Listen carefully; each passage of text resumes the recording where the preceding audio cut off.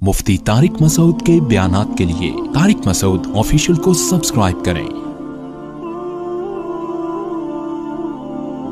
Tariq Masood official.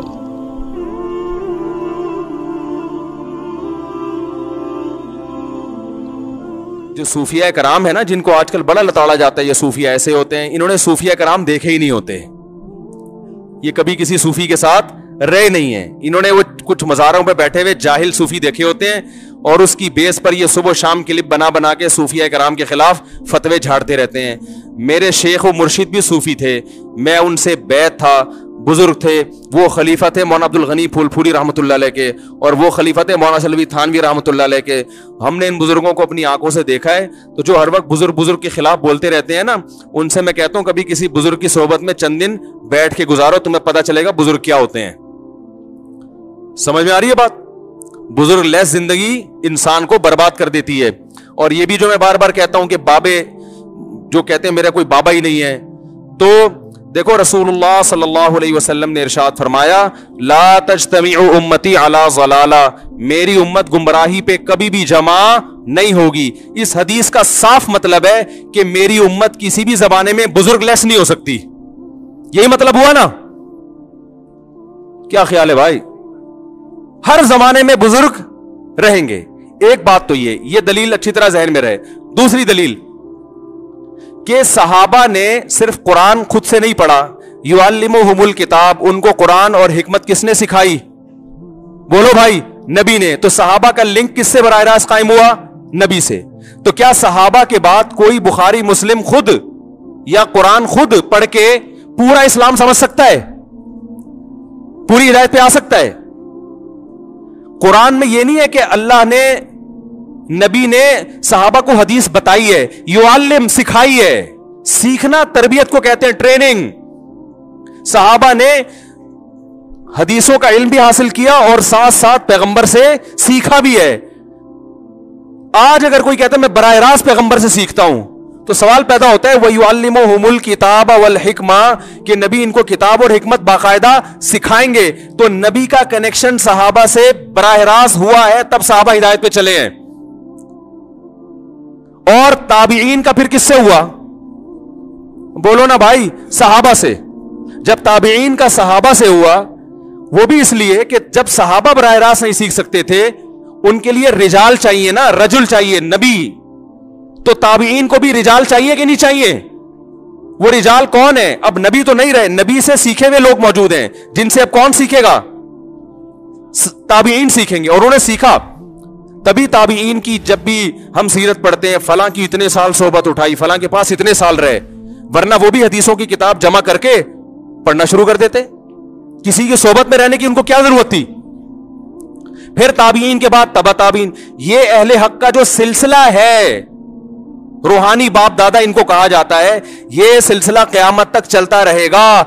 इस सिलसिले में गुमराह लोग भी पैदा होंगे, लेकिन अगर अहले हक पैदा होंगे तो वो भी इसी में पैदा होंगे, इसके अलावा नहीं हो सकते। नहीं आ रही मेरा ख्याल है बात समझ में? इसके इस सिलसिले से जो हटेगा ना, वो कभी भी हिदायत पे नहीं हो सकता, चाहे वो बुखारी मुस्लिम के सुबह शाम हवाले दे दे के आपको उल्लू बनाता रहे बैठ के। इसका मतलब वो गलत तशरीह कर रहे हैं हदीसों की, वो हिदायत पर नहीं है। अब मैं इन गुमराह लोगों से मुतालबा करता हूं कि अपने रूहानी बाप दादा का सिलसिला पेश करो। वो कहते हैं इमाम बुखारी, वो कहते हैं इमाम तिरमिजी, आज से 1100-1200 साल पहले चले जाते हैं। इसका मतलब यह है कि 1500 तकरीबन 1200 साल से उम्मत बुजुर्ग लेस चली आ रही है ना, जबकि ये सही हदीस के, बोलो भाई, खिलाफ है। ये तो हदीस में तो बुजुर्ग लेस उम्मत होगी नहीं। सिलसिला मैं आपको 10 दफा अपना सिलसिला बता सकता हूं अल्हम्दुलिल्लाह, कि मैंने किन उलमा से इल्म हासिल किया, हदीस किससे पढ़ी, हदीस का सिलसिला मोहम्मद सल्लल्लाहु अलैहि वसल्लम तक पहुंचाऊंगा, तफसीर का सिलसिला मोहम्मद सल्लल्लाहु अलैहि वसल्लम तक पहुंचाऊंगा। मैं जो कुरान पढ़ता हूं तजवीद के साथ, वो सिलसिला नबी सल्लल्लाहु अलैहि वसल्लम तक पहुंचाऊंगा। तज़किया, कुरान ने कहा वयुज़क्कीहिम, नबी इनका तज़किया भी करेंगे। तज़किया का मतलब ऐसी तरबियत करना कि जाहिर बातिन पाक साफ हो जाए, इंसान बन जाए इंसान। ये तज़किया मेरा हुआ कि नहीं हुआ ये तो मैं नहीं दावा करता, लेकिन तज़किया की कोशिश हमने किन बुजुर्गों से की, उन बुजुर्गों का सिलसिला, फिर उनके बुजुर्ग कौन थे, उनके कौन थे, ये मैं मोहम्मद सल्लल्लाहु अलैहि वसल्लम तक पहुंचा सकता हूं। تو ہم ان گمراہ لوگوں سے یہ کہتے ہیں کہ آپ ایک دم جو اٹھ کے آ گئے 15ویں صدی میں اور آپ قرآن و حدیث کے نام پہ آپ کہتے ہیں فلاں بابا بھی ایسا، وہ فلاں بھی ایسا، وہ فلاں بھی ایسا. پھر ہم کہتے ہیں صحیح سچی مچی کے بابے کون ہیں وہ تو بتا دو نا. وہ کہتے ہیں سچی مچی کے امام بخاری ہیں. اس کا مطلب امام بخاری کے بعد یا تو پیدا نہیں ہوئے یا آپ ان کا نام بتانے سے شرما رہے ہو. ٹھیک ہے نا؟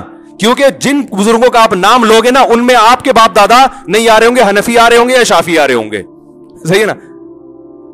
ہندوستان میں جتنے بھی آئیں گے سارے بزرگ آگے جا کے حنفی، سب حنفی ہو جائیں گے. اور آپ کو لفظ حنفیت سے کیا ہے چھڑے؟ آپ سارا دن انہی کے خلاف بولتے رہتے ہو، تو آپ ان کو اپنے کھاتے میں کیسے ڈالو گے آپ؟ یا کوئی ایسا آ رہا ہوگا جس کے نظریات سے آپ کے نظریات بالکل مختلف ہوں گے.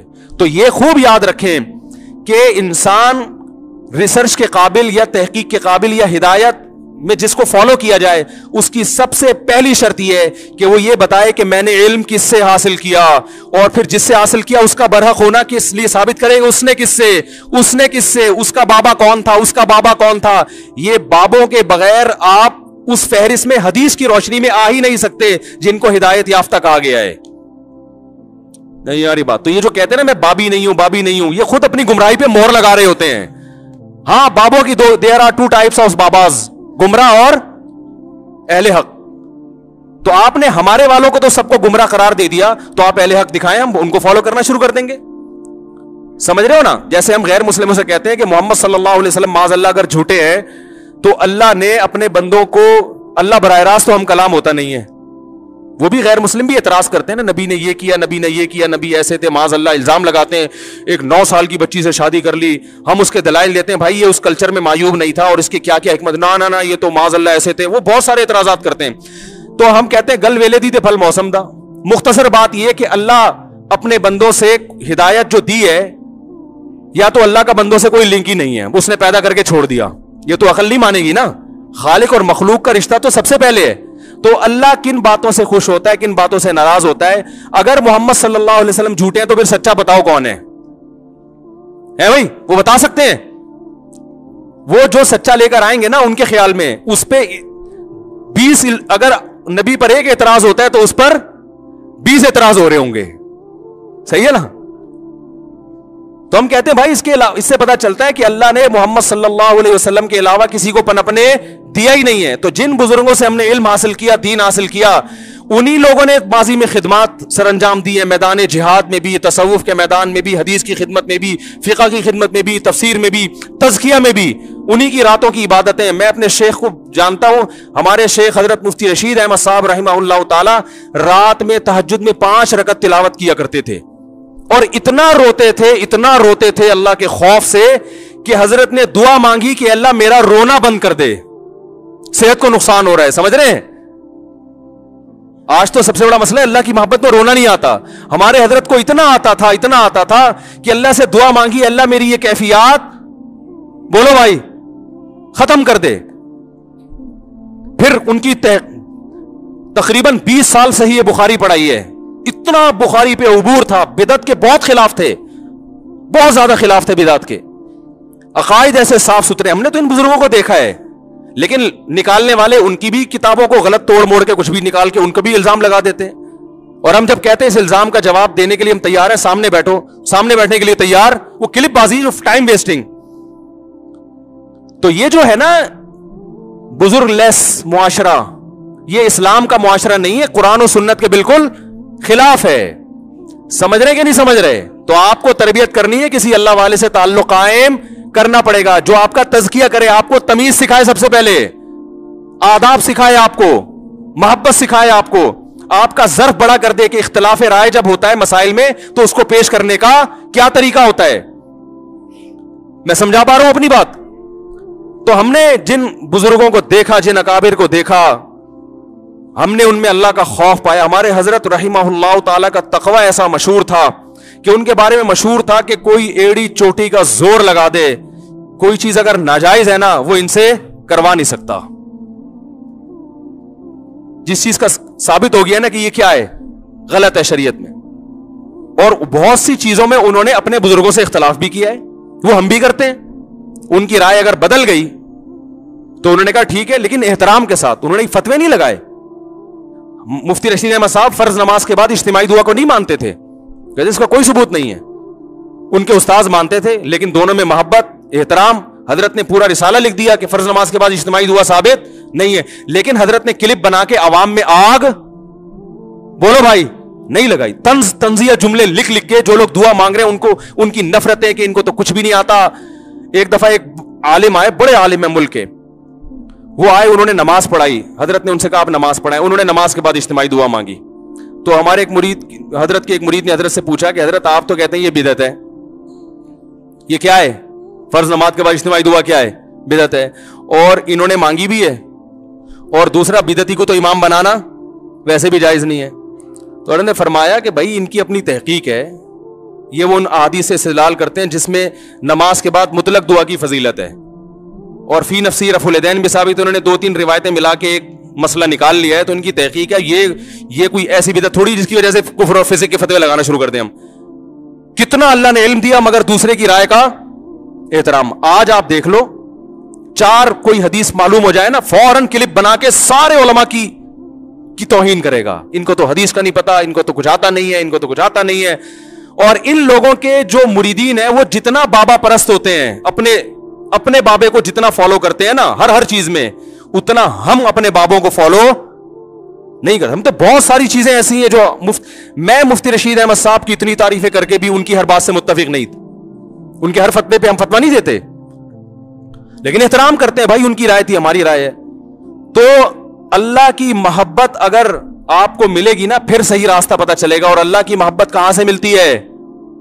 बोलो भाई, अहलुल्लाह की सोहबत से मिलती है। तो बुजुर्गों से ताल्लुक कायम करना पड़ेगा आपको, आपके बाप को भी करना पड़ेगा।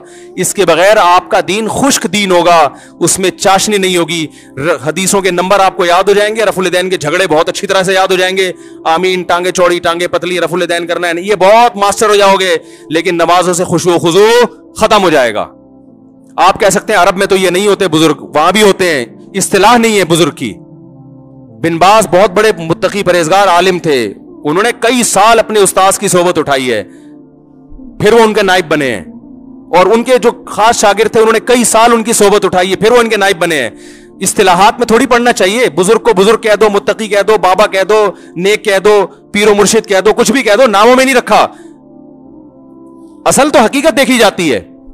तो जो भी अल्लाह की मोहब्बत पैदा करना चाहता है उसे अल्लाह वालों से ताल्लुक कायम करना पड़ेगा। इसके बगैर अल्लाह की मोहब्बत पैदा नहीं हो सकती।